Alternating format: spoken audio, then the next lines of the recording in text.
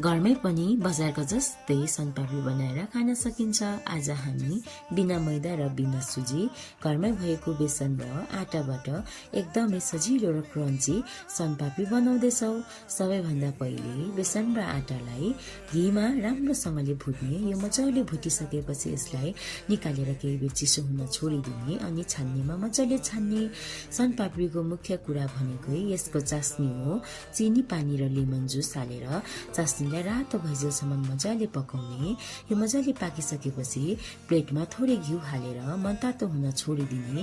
यो मनतातो भइसकेपछि यसमा आटा र बेसनलाई मिक्स गर्दै बिस्तारै बिस्तारै तानेर रेसा रेसा बनाउने र सेट गर्न छोडिदिने। हेर्दा गाह्रो देखिए पनि बनाउन एकदमै सजिलो र अप टु डेट र टेस्टी रेसिपीको लागि अन्तिमसम्म भिडियो हेरिदिनु होला।